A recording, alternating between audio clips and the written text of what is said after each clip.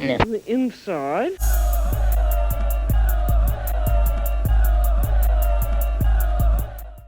Okay, we're sorry. We're like the parents that said we was gonna come pick you up from school at 5, and it's 9 p.m.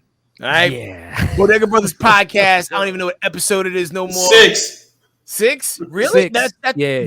in real life. We've done On 5 real life. episodes that preceded this one. Yeah. Yep. Wow, that's fantastic. Well, you know, you already know the business, man. I go by the name of Head Crack, Word up. I go by the name of Keynote. You know I'm Travii out of 7th. and we drafted a new dude. Yeah. Why don't you tell me who you are, man? I'm the villain of comedy, Alexander K. In the building. Yo, long time Bodega homie. Yes. Travi's ex-group partner from Mhm. another situation, from a previous relationship. It's like Before. the equivalent of when like Will Smith would go on a cruise with his current wife and his ex, and everybody's getting along. Yeah, that would be Travii and Alex. That's the Alexander right there. That's exactly Without what the this would weird be. sex. Fair Depends- enough. Yeah, no depends sex on who at you all, ask. no sex. That depends on who you ask. I've heard stories, but You that's know, really sometimes when you look at two people, you can tell that they never had sex together. I don't think no one would ever be like, "Yo, those two dudes on the right hand, of course they're fucking. They're getting it in." That man be getting his hat moved.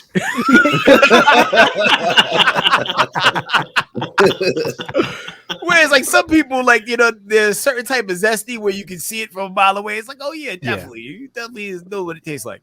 Yeah, they make out. Yeah, but Isn't these two that dudes, what yeah. they were saying about Majors and Michael B. Jordan, which I think was so fucked up and stupid?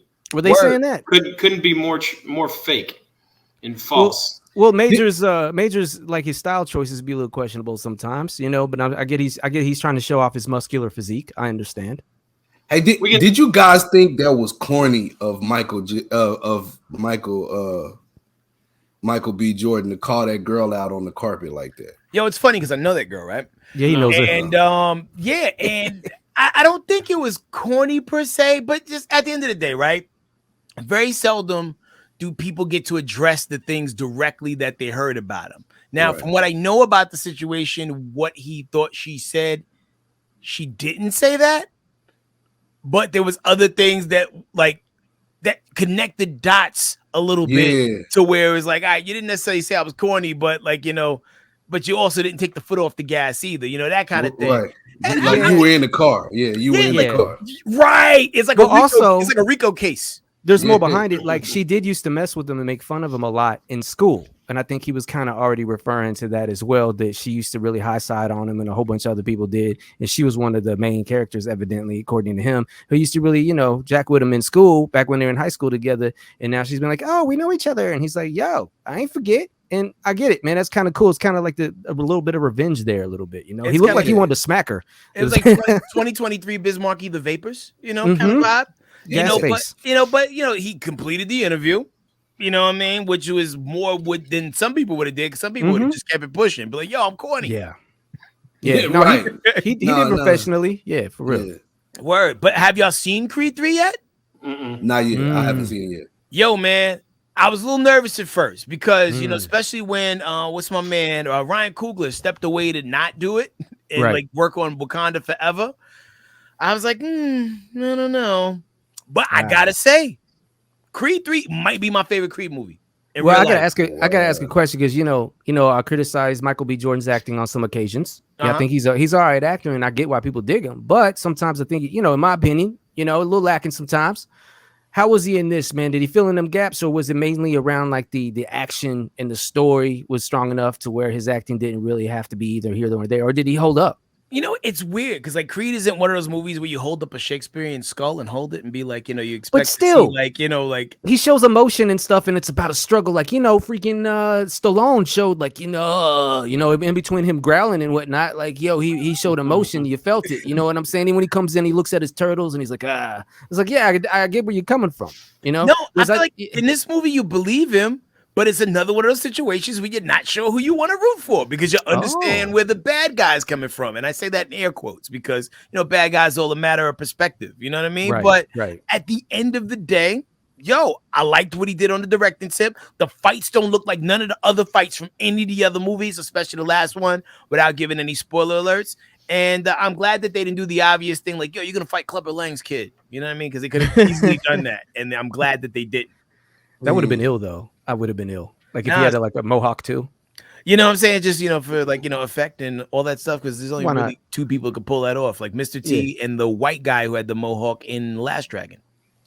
Why did I know you were going to reference that dude who had all the jewelry and he was wearing the white? I thought I was the only. I used to be like, that's like the white Mr. T. You know, like albino with vitiligo. You know what I mean? Yeah, man, it was ill, and the kids was like attacking him. That was awesome. But anyway, Alexander K is in the building, man. Jack of all trades, man. And like, brother, we know you from so many different lifetimes, right? Because like, because if you know him, on the nasty hip hop side of things, Chocolate Abyss make beats. You know what I mean? If you know him on the visual cinema side of things, my man can shoot and edit a video. He actually did a Rampage for Bodega Brothers. Yes, he did. But the villain, the stepdad, bro. As a person who had a stepdad, I know the vibes. And as a person who's like popped up over, chicks' houses before they had kids, also know the vibes. You know what I mean? So. Man, so what made you pivot from just being deep in hip hop into getting into comedy? Well, the comedy came really, man, it really came out of depression. I ain't gonna lie to you, man. Like, it was crazy because like I used to write a lot of little jokes here and there on Twitter and Facebook, and people would be like, "Yo, that was funny." But I didn't know what I was doing. I was just doing something. You know what I'm saying? It's just like, oh, okay, whatever. And then I remember like at my old job, these ladies that I worked with, I would like, if I would explain something to them, I had a whole story and I had characters and you know what I'm saying? And I would have them dying laughing. And this one lady was like, she was like, hey, I talk to my husband about you all the time. You are funny. You need to do something with that. And I was like, word, but I didn't think nothing of it. So when the pandemic hit, man, it's, everybody was just like depressed. You know what I'm saying? I had broke up with my ex, man, and that I really love this woman. You know what I'm saying? Mm-hmm. But we broke up. We couldn't see eye to eye. We broke up, and I was just like going downhill. So I remember I walked to the store one day. I overheard these two guys talking like, "Hey, man, that club over there, they do open mic comedy." They wasn't even talking to me.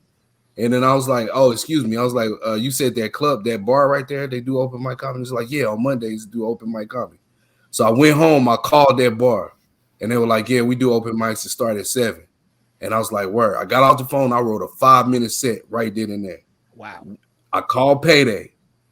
I was like, Payday, man, I'm about to do open mic comedy. He was like, what? I was like, yeah, for real. He was like, all right, I'm pulling up.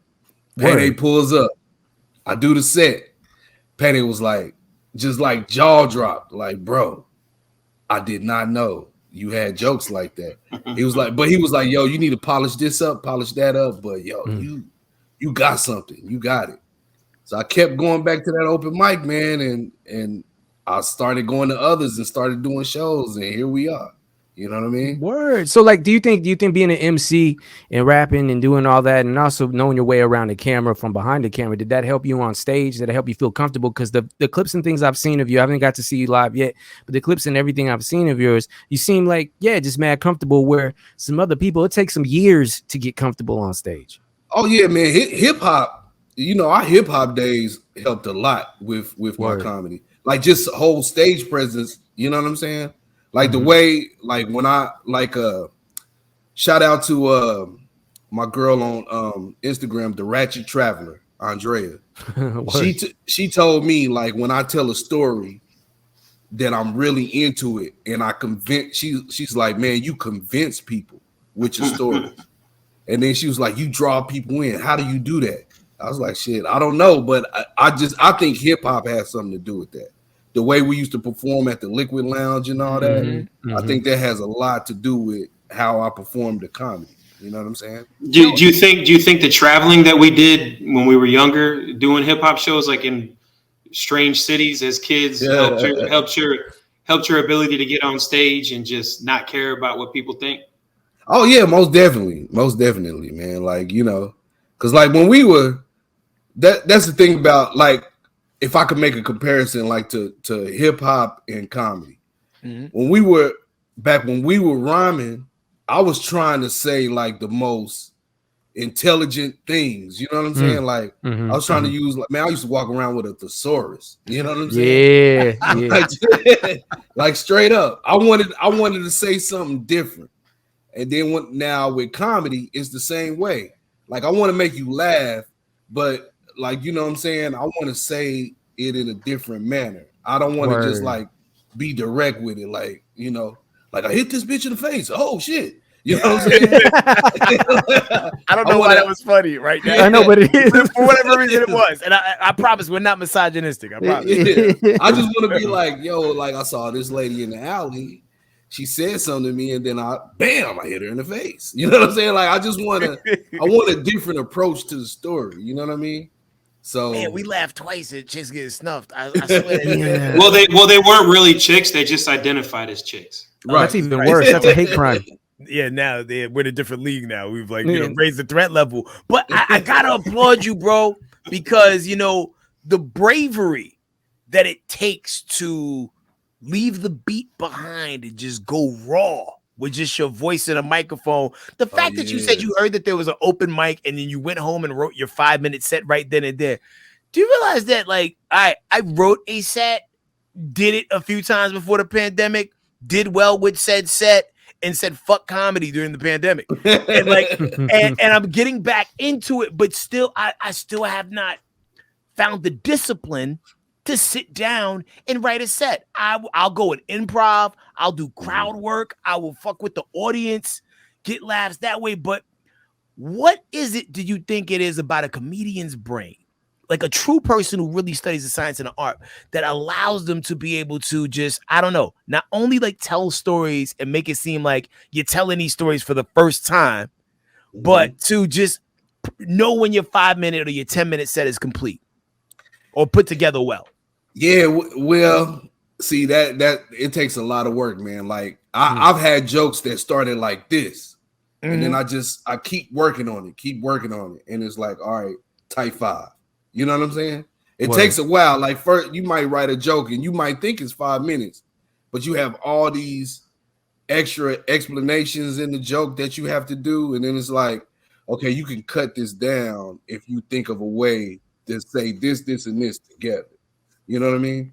And then you just come up with little, I don't know, like taking notes from people and just kind of like that's what open mics are for, really, man. Just working on your joke until you get it down, and then okay, bam, I got it down. Let me move on to something else, and then let me work on this, and then you start doing things like, how can I put these jokes together, like just on a whim? You know what I mean? Like, how can I say this joke and say this joke and just make it all work? Like connect. Yeah, like once you just start going, it just starts happening like that. See, I was gonna ask, you utilize real quick. You utilized all the best parts of being an MC and made it work for you. And for whatever reason, all of the parts about MCing that hates being booed or hates things not going right, that's what paralyzes me from wanting to go back up. So like when I go to open mics, I'm gonna start telling people, yo, I'm Travii, here's my jokes. Well, yeah, like how do you, like when you're coming up with your set, like okay, when you're rhyming or when you're writing a song or singing or anything, it kind of follows to where when you're memorizing it and you're in the groove of it, it just kind of comes together to where it's easy to memorize, and you have a beat that goes with it that kind of speaks to you and tells you where to go. When you're doing comedy and memorize, because I've seen comics, like big name comics, when they're working on their sets, and I've gone and seen them at the Improv, and they'll have notes on stage with them, and they're kind of like setting them on the stool and looking at them. How do you go about that? Do you memorize everything and then work on it? Okay, there's a mental note, or do you have like Payday or one of the homies out there kind of making notes? Because I know that's another way people do it too. Yeah. Well, see, my pet peeve is this, man, and I'm not throwing shade to anybody, but I hate going on stage with paper. Word. You know what I'm saying? Like I can't do it. You know what I'm saying? Because I don't like when I see a comic like saying a joke and then lean back and look down. You know what I'm saying? Like I've seen that a lot. Like people I've actually paid to go see. Yeah, like, yeah. I've seen people and do I'm that like, on paid shows and open mics. Like at an open mic, I think that's cool. I wouldn't do it, but I think it's cool. Right. So what I do, my thing is this: like when I hear myself tell the joke, it's all good. Like I'll remember it better that way. So I use my phone and record myself saying the joke. And then when I might be in a car or something, I'm just listening to that. You know what I'm saying?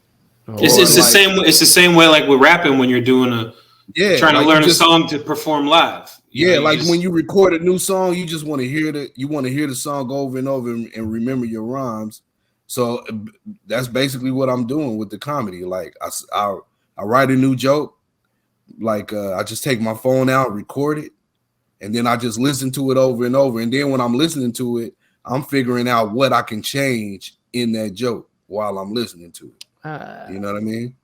And then it just, then by the time I get to an open mic, it's like, all right, let me try this out. Boom. But I hate going on stage with paper. I hate that, man. It looks like a public defender. You know what I'm saying? When you coming through with your notes and stuff, you're like, I'm not ready, but it's what I'm working on. I've seen it work. I've seen it work, and I've also seen it work against people. Right. Yeah, that's what the process is what always intrigued me, man, because I'm a comedy nerd and we've done, comedy bits and done improv and I've done all that. But the actual standing up and doing, doing actual sets is always, I'm like, damn, how does that process work? Because I've seen, I've heard many like other people, I know some people that they'll have a loose idea of what they're gonna say, like pros that do specials. They have a loose idea of what they're gonna say, but they kind of improv it as they're doing it, just make sure they were aware of the time. That amazes me. And then also amazes me how some people can just sit down and they'll just type up jokes. And it doesn't sound like they were sitting there at a desk typing up jokes. And so the process is always what amazed me because there's a talent in that. You know what I'm saying? So I was wondering, like, just from the homie, how does the homie do it? You know what I'm saying? Yeah, like I said, I write. My jokes go through a process. It's like when I think of it, I have to write it down. I don't know. It's just I have to write it down. Then once I write it down, I just start saying it, and then I record myself saying it. Then I listen to it over and over for a while, and then it's like boom. Now I've seen tricks where somebody has like they have a note, like taped to a table, and they have their drink right there. So when you see the comics be like, "Woo!" Then they take a drink. They looking at their next joke. And then it's like, gotcha. Oh, okay. See, I'm gonna look at that different now. Like I just thought my man was thirsty because like he didn't know where he was in his step. He's trying to get that next joke. But even with like looking at people perfect the set, like I had the privilege to check out the Chris Rock special. Like I went to the taping that he did at Netflix, and Chris Rock has been touring for about probably at this point now maybe 12. I guess it's the Oscar thing. Like for about 12 months and some change, building this set, and I got to see it in different incarnations. Right, before the version that everybody saw. When did you know that I got the 5? Like, what are you up to now? You got a 30 yet? I'm up to an hour. I think I got more than an hour now. I think I got more than an hour, man. Yo, how can you remember an hour worth That's of shit? What I was gonna say. Don't got no beat. That's what I'm saying. That's what trips me out. Like you said, there's no beat. There's something, with music, there's something you can follow. Like there's something to follow. You get it in cues. But with that, that's amazing. So like a couple of shows that I did, I learned this about myself. Like I did this one show where we had 2 time slots. So like we had like a 7:30 show, then we had a 10 o'clock show, and I told myself that weekend I'm not going to tell the same jokes on both of those shows. And I came up with 2 totally different sets. But when I got in there, I started messing with the crowd, and then the jokes just started flowing.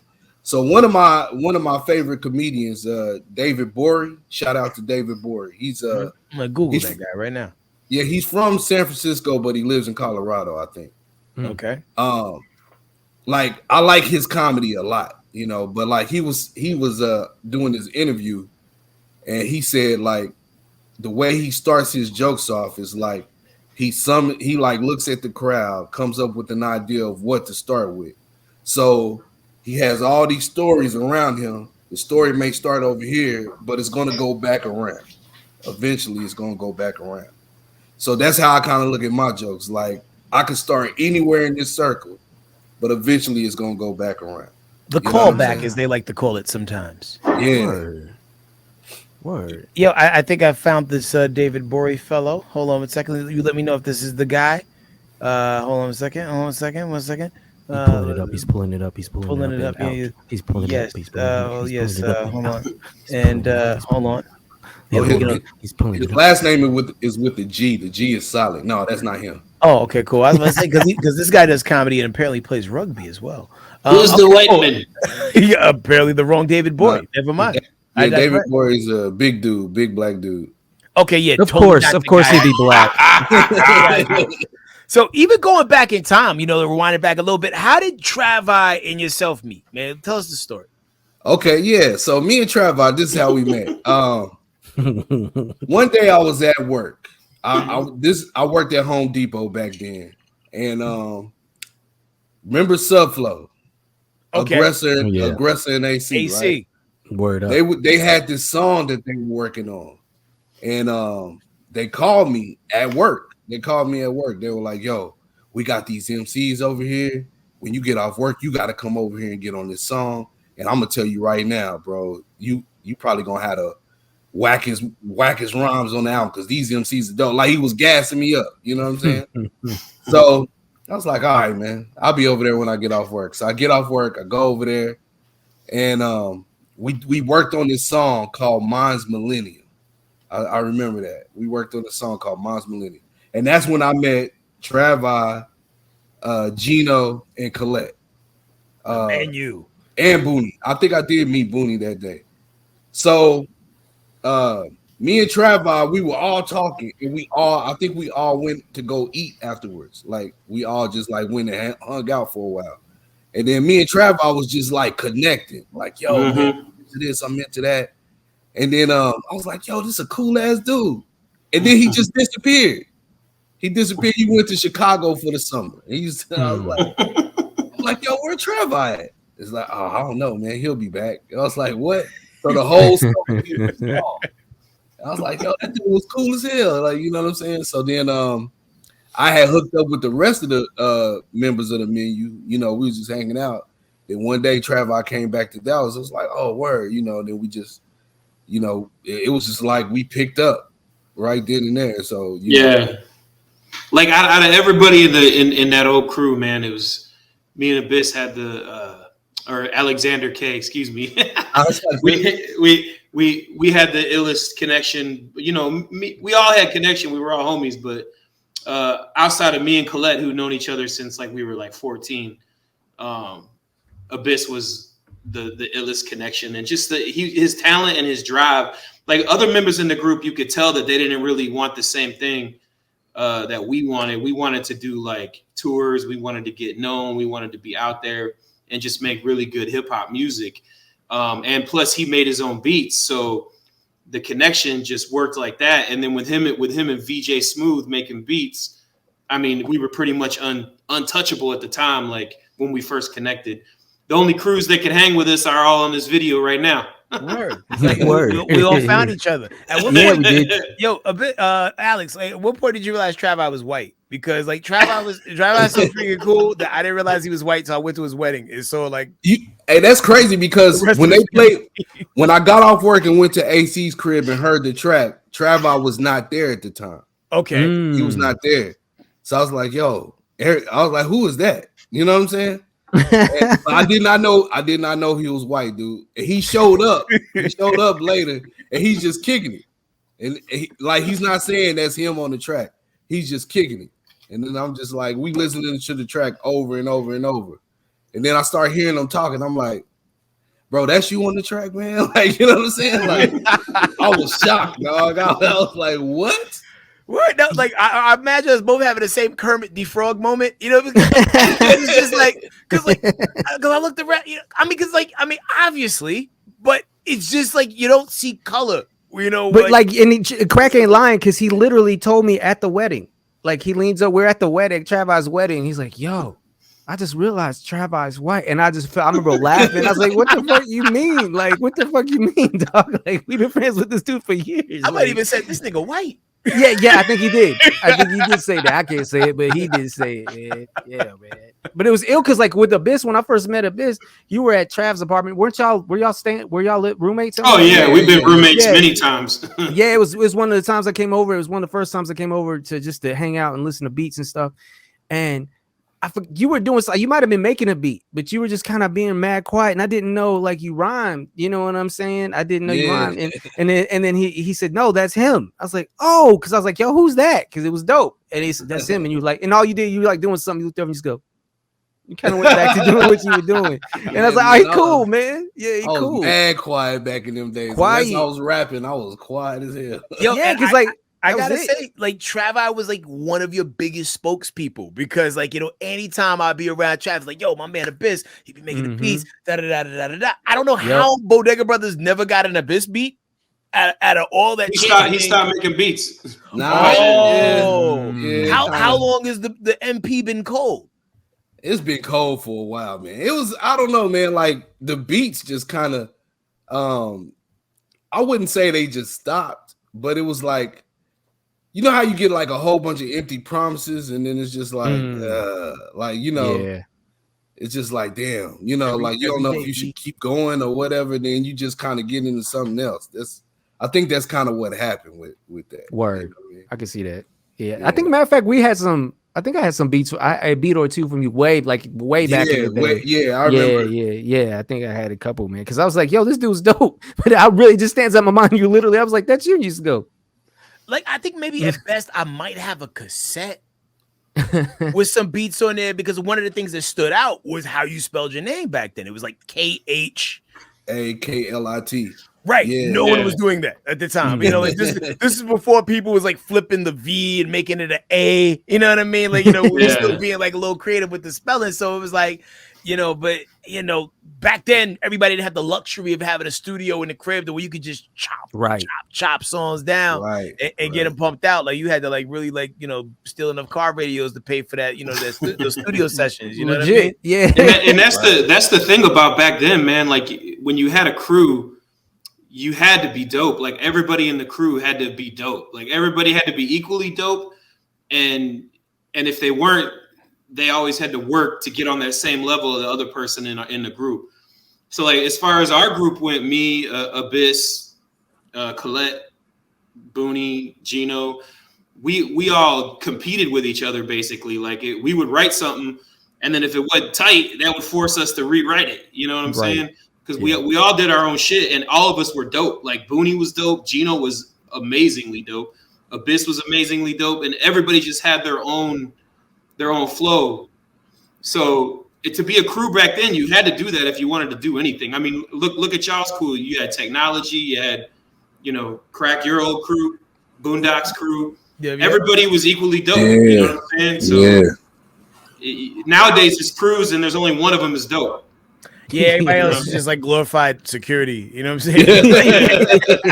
Like, you know, like, yo, rappers are the most insecure people in the music business. You know what I mean? Like, nobody really goes out by themselves. I mean, certain people you can't because, you know, you're rocking all your jewels and stuff. You got to have security, man. But, like, yo, I mean, we've been to events where, like, yo, it's just one rapper and, like, there's, like, 72 people with them. On stage, just standing there. Yeah. It's like, this ain't a show. This is some dude looking confused with the microphone saying stuff. Yeah. And then a whole bunch of people just on stage walking around with the crowd looking confused. I am Linus and my friends are my security blankets. You know, and that was the difference between our crews back then and crews now. You know, I mean, yeah, there's still crews now that are dope. You know, like, you know, of course, you know, the whole Dreamville and all them, but Coast Contra is nice. Yeah, Coast Contra is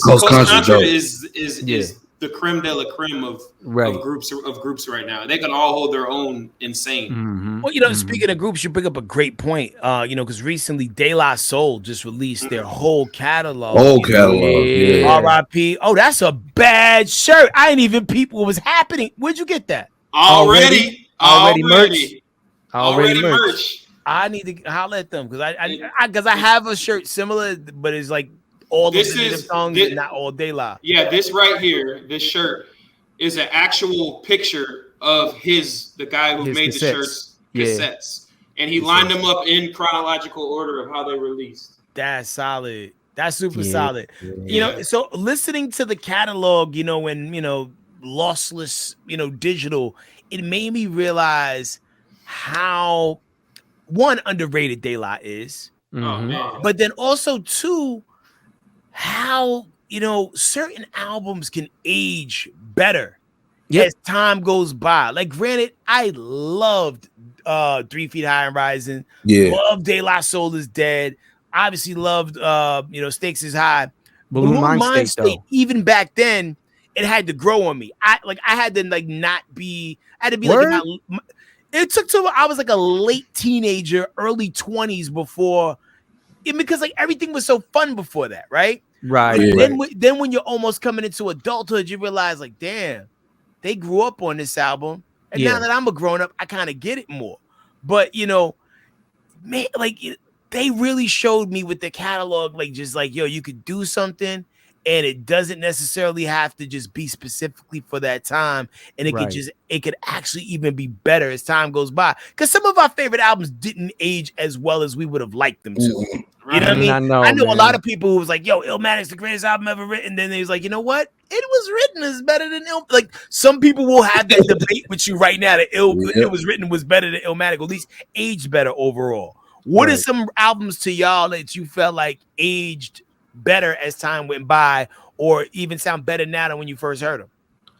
Well, I was listening to that's crazy, because just yesterday I was listening to Stakes is High. Bro, that album is dope. It's dope, man. It was dope back then to me, but I didn't realize I ain't listened to it in a while. And I'm talking about I listened to it 3 times on repeat, like, bro. Yeah. See, I'm saving that one for last because I already know how I feel about that album. I fucking love it. But like, so I've been trying to get a little bit more intimate with some of the albums that was later in their catalog that didn't get as much runtime just because just life changed. Like those Bionics albums and the Grind Date. I probably didn't listen to them as much as I listened to the prior albums. And also I love the Anonymous Nobody, but that Stakes is High, man. That shit dump. That album. And what was crazy was the way that was their first album without Prince Paul. So that made it even more of a they were going out on a limb using all those different producers on that for the first time.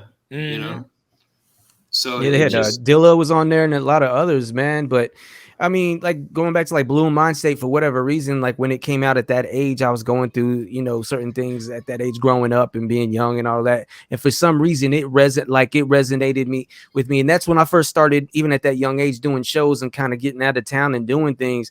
And shout out to my man, Abram Valdez, the Misfit, when we were doing stuff together. It's 2 Mexican dudes back in the day doing hip hop out of Dallas, but we were doing native tongue style, I guess, goofy, weird, experimental stuff. So when they came out with that, and I'd go to these different labels up in New York and skip school to go up there, and they would be always, you guys remind me of that De La, the De La Soul guys, but like a Mexican, like, De La Soul or something. So it just resonated with me, not because we were trying to sound like them, but it made me feel all right. Like, word, like these dudes I look up to. I'll say these dudes I look up to are doing this. And so we can do it too. We can do our own thing and be bugged out and be who we are and be these 2 Mexican dudes doing hip hop. We don't have to try to be anybody else and try to be hard and stuff. And that I still listen to that album. What's crazy is the night before Dave died, I was working and I was listening to Stakes is High and Balloon Mind State like just all night. And then next day it's like, damn, wait, what? You know what I'm saying? Dave died. Like what? I was literally crazy. I was saying these. I was going like tripping out, listening to these back and forth, and then the dude I'm sitting there quoting all night so I can get through my night dies. You know what I'm saying? So but Balloon Mind State really it aged well to me. It even means more to me now than it did when it came out. It meant a lot to me when it came out. What's your favorite cutoff there? Yo, maybe I think I Am I Be. Motherfucking right. Yeah, dude. Yo, man. Like, I mean, even back then, that Break It Dawn was the one for me. Like, I mean, Break It Dawn and Ego Trip, but like, I Am I Be spoke to my soul back then. Dog. Then like later, the rest of the album like bonded to me. Like even the Microphone Pager, the Japanese dude. That was a group, Microphone Pager. Yeah, man. That shit was wild, man. What about you, Brad? First, before I get into that, if you're ever curious about what that version of Keynote looked like, going to New York and shopping demo tapes.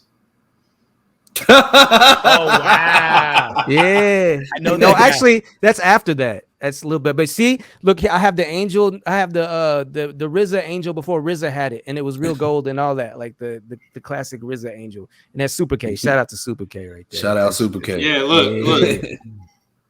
Yeah. There's this Travii.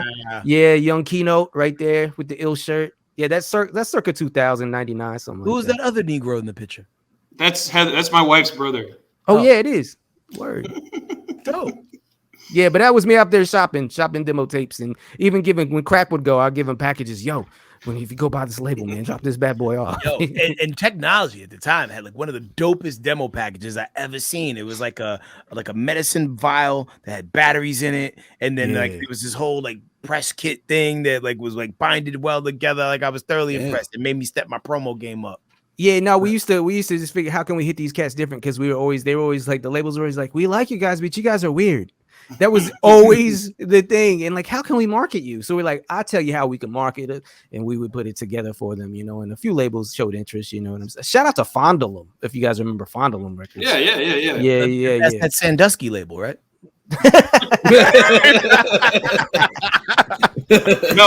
it was that Catholic label.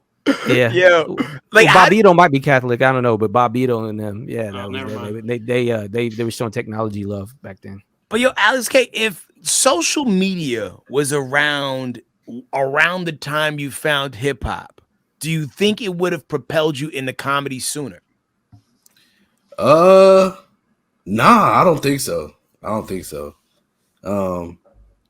mean, you could kind of say that, but I probably would have made videos joking around, especially like if you would have seen us in the menu days. Word. Like even though I was quiet when we were like kicking it, man, we was doing some crazy stuff, man. You know what I'm saying? So, see, I wish I could have been in a circle, because like, yo, if you ever called, if you would have ever called me on the phone, I would have known it was you. Cause like, you're right, you were quiet. Like, you know what I'm saying?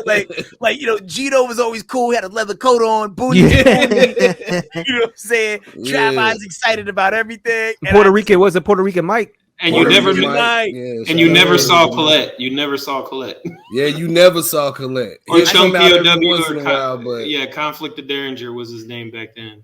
Yeah, but we got stories like when we went out of town. When we went to Albuquerque, New Mexico, bro. That was the weirdest shit. I was like, what the hell? I was ready to go. What happened? Like, yeah. It was man, everybody was just weird. Everybody just was like, it was like a zombie apocalypse. Yeah, especially this is like pre-Breaking Bad Albuquerque. So like everybody, when your drugs just hit and everybody was on out. Dude, yeah, everybody you met, their eyes look like this, just like like, and then they'll walk up to you. What's up, eh? What's going on, eh? Yeah, I was like, what the hell? Why y'all keep saying that? I picture that one episode of The Simpsons when Mr. Burns like was high and his eyes were dilated and glowing. Hello. It was crazy. It was like Fear and Loathing. You know what I'm saying? But we were not high. Me and you weren't high. We weren't high. But everybody else, it was like Fear and Loathing in Albuquerque, New Mexico. There was green liquid on sheets and don't tell that story, bro. I heard some stories. I heard some stories about Puerto Rican Mike in the bathroom with some groupies or something like. I don't think he was on that trip. He wasn't. Or somebody was. No, Mike was there. Mike was there. Yeah. Oh yeah, but that happened. That Where happened is in Puerto Rican Mike? In Vegas. He's in Vegas. He still works with whatchamacallit. They used to work with you guys at the station. You guys played their music all the time. What were their names? The two Latin kids that they're like made all the beats. Playing skills. Yeah. He's still part of their team. Oh, he is? Okay. I didn't know that. I never knew he was down with that team. Yeah, I didn't know. Yeah, that's like Yeah. Oh, that's ill. That's different. I didn't see that coming together. Yeah, man. So he lives in Vegas. That's where he was from originally. Yeah. Vegas. Was he even Puerto Rican? No. Yeah, he's Puerto Rican. I met his dad. Like, he's Puerto Rican. All right, that verifies everything. Was he even Puerto Rican? Bro, sometimes like people throw a nickname on somebody. It's like, oh yeah, that's Cuban Key. Yeah, and I'm not Cuban. You know what I'm saying? But yo, like, so, and this made me think because I was wondering, like, thinking of my own fears of trying to do stand-up comedy. I was like, yo, the hecklers, man. I would like, and I get mad whenever I go to the last show I went to at the Improv here in Addison. Shout out to them, good people over there at the Improv in Addison. But I was trying to watch this one dude who was a dope comedian to me, and some of these ass clowns are in the audience yelling. I'm like, yo, man, shut the fuck up. I'm trying to hear this dude. Like, you're not funny. And your homie ain't funny. Y'all just drunk, and everybody's looking at y'all like, shut the fuck up. But the comedian that was on stage handled it well. Have you had to encounter any like hecklers trying to get at you yet? Yeah, I have actually. I've witnessed one heavyset lady try to get on him. I have, man. It's the outcome, man. Like, I was pretty witty though. I ain't gonna lie to you. I was pretty witty, man. It was like I remember this one guy, his phone just like the alarm started going off. And then it was loud too. And I looked at him and it was an older dude. So I was like, time to take those pills, sir. Like, pull out that metformin. Let's get that metformin rolling. And his wife was like, he is on metformin. Oh my God, how did you not? Like, you know what I'm saying? Word. So like, you got like, if you pick up on something like, and that's the battle of, that's the love of hip hop, man. Like, we had to be witty. You know what I'm saying? So it's like, yeah. So when somebody's messing with you while you're on stage, it's like, boom, I got to pick something up real quick and get on them. You know what I'm saying? Score on them. Yeah. Man. Yeah. Because I know just some people like, you're trying to steal the they're trying to be comics themselves, and they're just drunk with their homies and they're just yelling something. Even just as somebody who's a fan of comedy watching it, I'm like, yo, man, shut up. I'm trying to watch this dude. You know what I'm saying? Yo, like, I remember like the first time you shared a link of you doing comedy, and this is like right after you told me you did comedy, is when we shot the video for Rampage. And for a person who just started doing it, you were way down the block with it. Yep. You know, compared to a lot of people who I know who have been like, you know, like really working on their craft for a long time, man. And I think it just goes to show some people, they got to put their 10,000 hours in. Right. And some people are just naturally born with a gift to do certain things. You know what I mean? Like, I mean, there's somebody right now who is going to pick up a basketball for the first time at 14, never went to no camp. You know what I mean? Didn't go to no conditioning training, wasn't shooting in the gym, and it's just gonna be cold just because some people just have ill innate ability. Do you wish you would have started doing this earlier just to get more of a head start? I do sometimes, but I don't think I would have came up with the material that I talk about. Gotcha. You know what I'm saying? I don't, because like the material that I have is like, it's a lifetime. It's a lifetime. So it's like, you know, and like, I'm just at the right time to tell that. You know what I'm saying? But, like kind of in that process, do you enjoy doing stand-up more, or do you enjoy shooting sketches and writing those more? Actually, I like to stand up more. I like to stand up more because, like, you know, it's just because you know, like, you're just not sticking to one story, I guess you could say. The sketches, I love the sketches though. Don't get me wrong. I love doing the sketches, but it's kind of like there's other characters that I want to get off, and I'm hoping that nobody puts me in a box. Like, you know what I'm saying? I feel you. But right now, that stepdad is very relatable. You know what I'm saying? Yo, man, like, every time I see one of the sketches, it hits me to my core. Now, as the stepdad, like, what is the maximum amount of kids that you'd be willing to, you know, like, entertain if you was hollering at a young lady? I would say no more than 3, man. 2, 3. Word. Yeah, that's a good number. You don't want them to like home alone you and shit. You know Yeah. We're gonna put some stuff in his shoes. I don't like them sounds mom's making at night. You know, that kind of we're gonna fix that man good. Well, I actually have a new series that I'm about to drop. The first episode is dropping next week, but it's called Stepdad Intervention. Yo, I'm gonna have to give y'all a sneak peek. As soon as I get an episode fully edited, I'm gonna have to give you a sneak peek. Man, this is crazy. Like, you know, I wrote everything. My man John the Baptist helped me film this, and crazy. Wait a minute, John the Baptist that used to do the really fly shirts with the paint. Yes, sir. Yeah, shout out to him. Shout out to that dude. Shout out to man. John the Baptist. Yeah, he man. good dude. Yeah. Yo, tell the homie we said what up. But but also too, man, for everybody that's tapping in right now in this Bodega podcast, I want to give you a little sample of what my man Alex K be putting down, man. So let's toss to the beautiful beam footage that we got right here. All right. Oh man. Hey, what's up, little man? How that eye feel, bro? Just put some ice over it, bro. You'll be all right, man. Don't even worry about it. Who are these dudes you got here with you? Why y'all walking up on me like that? Y'all look like y'all need some job applications. Oh, okay. So you trying to get your lick back, huh? Yeah. You can't do this to me. Y'all can't do this to me. I will get revenge on every one of your mamas. I'ma have your mama cooking breakfast Saturday morning, butt-ass naked, son. You can't do this to me. You just live here. I run this here. You gonna try to pack me out? Boy. Nah. King Kong ain't got shit on me. Oh, shit. March 18th, Hyenas, Fort Worth, in the Red Room, The Villain and Friends. It's going to be a great comedy show. You ain't going to want to miss it. You got me good, man. You got your lick back, bro. I'm still gonna bust your mama down. Little ass boy. Like, hell yeah. So, and you got a series of shows coming up. Yes, One's sir. popping off at Hyenas. I know that one is like, March 18th. And most people will probably see this after March 18th. But for the rest of like, your touring and gig schedule, you know what I'm saying? Like what's next? Well, after the March 18th show, I don't really have any shows planned. But I'm hoping to get like a little summer layout rolling. I want to do like a little small Texas tour. You know what I'm saying?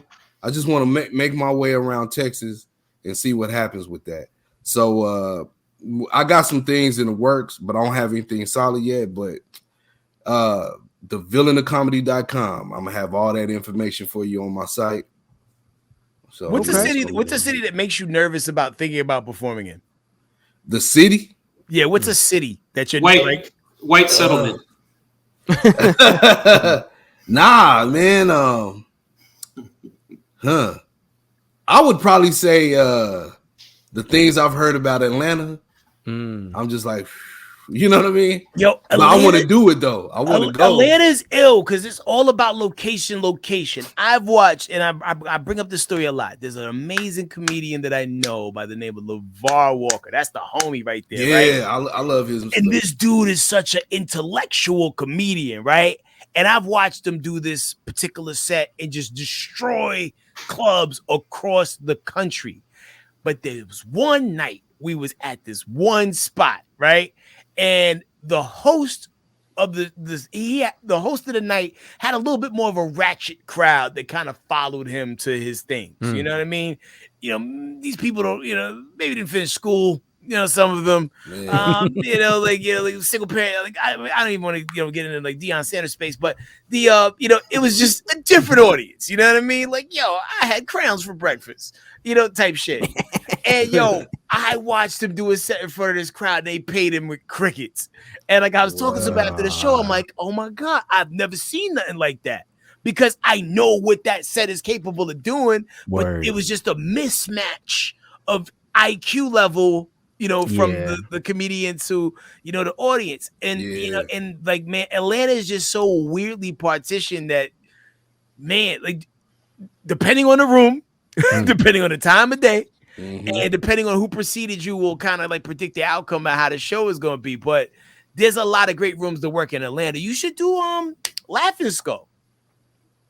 What is it called? Laughing Skull, which is conveniently connected to this restaurant called Vortex. And they do like this really dope open mic thing.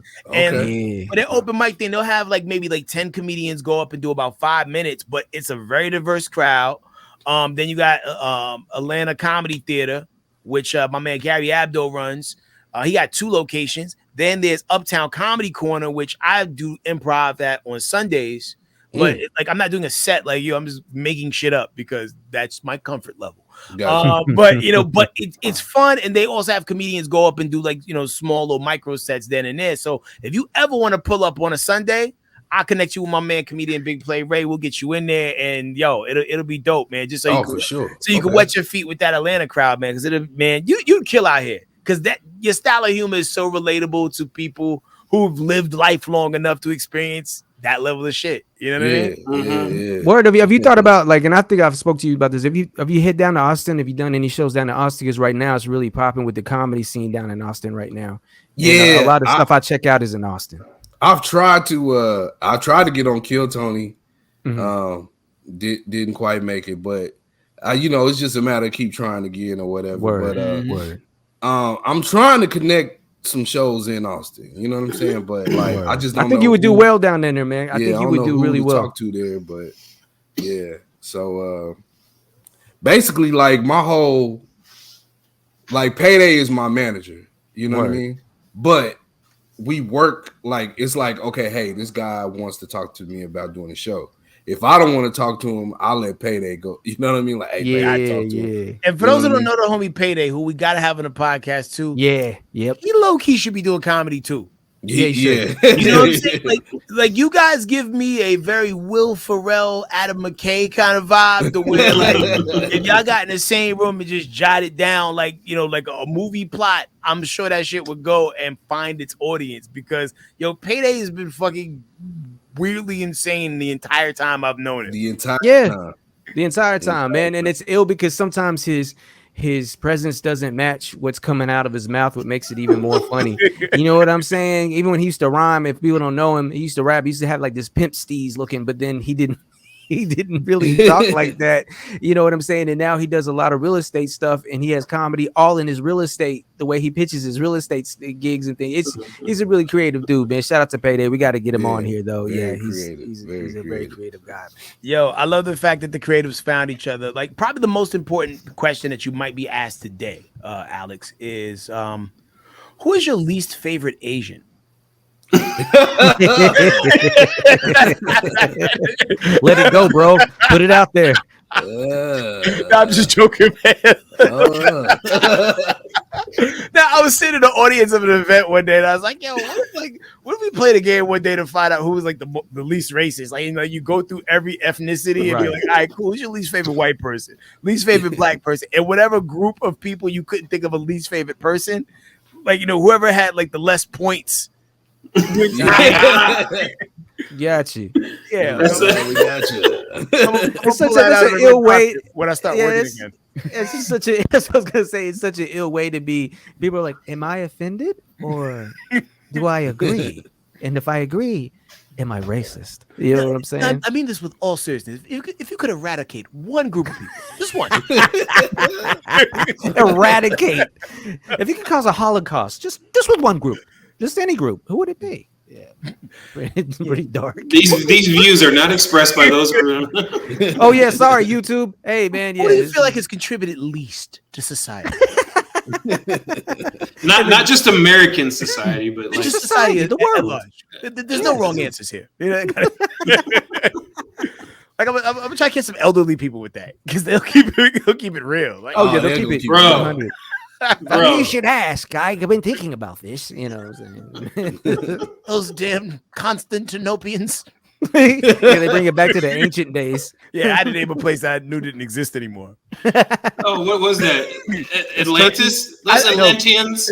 No, yes. Constantinople was like Turkey. It's now Istanbul, right? Yeah, Istanbul. Yeah, all that good stuff, man, back in the day. But like, just to return on what you asked me earlier, The Bums is the album that grew on me the most. Oh, Brothers Under Madness, with Free My Mind as the lead single? Dude, that shit is so good. I have to listen to it again. Go back and listen to it. I feel like because you said their name, like one of them woke up just now. No, actually, The Wise is still touring. He's on tour right now. That's what's up. I mean, but like it's groups like that you don't hear a lot about. Like, because I'm a nerd for obscure rap. Like, if I meet a chick who's like, yo, I like the Nonce. Hell yeah. Oh yeah. Or Madcap. Right? Oh yeah. Yo, Questa Mad Lad needed. I like Mike Geronimo. Yeah, man. Man, Rough House Survivors. Check the backpack. You know what Hell I'm saying?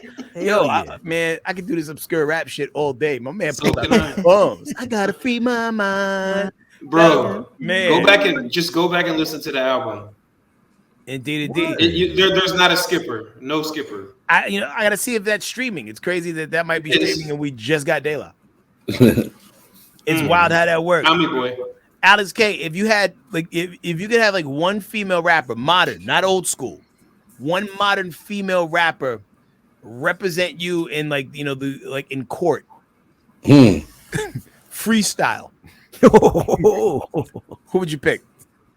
Like what kind of court? Like traffic court? If they do terrible, he's gonna get life. Oh shit! Oh man. Oh damn! So you got like Ice Spice, Glorilla, Cardi B, Nicki Minaj, the City Girls, but they'll represent together. They'll both go at the same time because it's like they just kind of yell though. They don't really rap. They just kind of yell. I would have to get man, what's my girl's name? She had the sauce at Popeyes, real hot girl shit. Megan Thee Stallion. Megan Thee Stallion. You know, that's a good cook. Okay. She's built for it tough. You know what I'm saying? She And she can freestyle and rap. You know what? That is, clap it up for this man. Us adding the applause in person. You know what I'm saying? Like, good call. Travii, if the gun was turned on you, who would you pick? Oh man, I I know you listen to a lot of radio. I mean, you said they got to be like relevant now, like so basically pop star rappers. Not pop star, but just people who the kids like. TikTokable artist. There you go. Oh man. Oh, you know what? I know exactly who. Who? But hold on. She has that new song out. She should have fucked the homies. That's the name of the song. And it's a white girl, but she's not white. She's like half and half, like my kids. Okay. And that's the name of her song. And look it up. I'm trying. I'm trying to remember. No, I think I'm familiar with what you're talking about. Post edit it in and then play it. Yo, I would have thought you made it up if I didn't find it like just now. Okay. Represent me in court because the judge will just, she'll just hook him up. What about the girl that goes Yeah, they're on the. I think they're on the same level. I think they're on the same level. Oh yeah, girl. Yeah, you gotta watch that video when we're done. Who would you have represent you, Keith? Oh, I'm going to jail because I'm a male chauvinist. I was like, I don't want no female represent me. No, I probably have just to go. I know it's an easy out, man, but honestly, she's kind of like fading out a little bit. But Nicki Minaj, just because like she can rhyme, and I know people have been in the studio with her, and they're like, "No, man," they've seen her like put pen to pad and go in where other people are like, "Yo, somebody wrote that for her." Like, nah, man, they she S1 actually S1 was the one that was saying that he seen her go get busy in the studio, and then I heard some other stuff she was on when she wasn't overdoing her New York accent and I can understand her. Yeah, like she was going in, and I was like, oh wow, why don't you do that? But she's got to do thought rap, and so we're Vag. I get it, but that's who I would have, man. I wish you should actually, but you can find it online. Oh wow. Okay. Yeah. I'm gonna Google that after this podcast is over. There you go. Sinner. I would do that before you played the girl that I would have represent me. Gotcha. Yeah, no, Nikki's a good call. Right. I would say maybe Ice Spice because she's new, and also from the Bronx. But she's really insecure with her raps. Like she's always like, because he's a muncher. I'm like, yo, man, say it like you mean it. Like you gonna talk that mess. I know you sounds kind of slow, but God bless her. As a kid, I used to think Annie was hot, and like now she's like an adult Annie. But like with you used to think Annie was hot as a kid. Yo, as a kid, yeah. Like I mean, growing up in the Bronx, there wasn't no white people around, especially no one with red hair. So like when you watch an Annie, chick can fight and shit. You know what I'm saying? Like okay, I get the steez. I get what you're saying, but I was like, nah, she's a little too albino for the kid. You know, she's running with a nigga Punjab. You know what I'm saying? Like she was. Yo, man. You used to like. He was on it. What commercials was he on? 7-Up. Never had it. Never will. Never will. Yeah, buddy. Yeah, man. It's like our fantasies come to life. Well, yo, man, Alex K, the villain, coming to a city near you, but the first stop is going to be Hyenas in Arlington. No, Fort Worth. Fort Worth. Damn Fort it. Worth. I'm gonna get my DFW card revoked. Hyenas in Fort Worth is the first stop on the tour. And if people want to tap in on your social media, where can they go, my brother? You can check me out on Instagram at Villain Alex K, or Comedian Alexander K on Instagram. Also Facebook, Alexander K Comedian or Comedian Alexander K. I have 2 pages. Okay. So look me up there. And you're gonna need 2 pages to write it all down. And on you, or you can just go to my website, thevillainofcomedy.com. All my links are posted on my website. Is that like DA or the villain of comedy? The villain. The. Yeah, THE. Thevillainofcomedy.com. We want to send people to the right place. Right. Other shameless plugs that we may have on the table here. Anybody want to jump in? Check out the stepdad skits. Yeah, there you go. But be on the lookout for stepdad intervention. Y'all about to be blown when y'all see this. Yeah, I can't wait. This is hilarious. This is hilarious. Travii, you got anything? Yeah, man, I would like everybody to please go download our single called Book of Eli right now off of all streaming platforms and whatever you prefer to give your money to. Because we need, 500 million streams to make $25. So please go help us get that. Get that $25. It's called Book of Eli. No weird spellings, just Book of Eli. Yep. And it's anywhere Bodega Brovas is found. That is spelled weird. It's with a V. Word up. And be looking out for Sweep the Leg Johnny, about to drop. It's my single on some just hardcore, just rhyming ish. I'm not trying to be cute. I'm not trying to get no radio play with it. I'm just going in. And also be looking out for Two Mexicans in the Movie. It's about to drop again. That's a movie review show I do with my man Los, aka High Note. Rest in peace, G Spook. We about to get it in on that. And you also hear Two Mexicans in the Movie on some other things we doing. So there you go. No doubt, man. You can tap in with me on social media, HEADKRACK. Check out my new single, Mona Lisa Scars. How did they get the scars? Alex K hit them in the face in the beginning of the podcast. Good call back. We out here. I've been studying, man. I've been listening to the greats, bro. So, man, appreciate y'all tapping in, man. Hip hop brought us all together. We are a brotherhood. So, when you see us out there in the street, show love and we show love back, man. Welcome to our family. We the Bodega Brothers. Big ups to the comedian, Alex K, aka the villain, man. Episode 6. We did it. Yeah. Yo, real quick. Shout out to VK Studios. Shout out to Billy Sin. Billy Valley of the Kings. I was trying to throw up a V, but it was like a W. Like it is, man. Already. Because I'm a little slow. On the spectrum.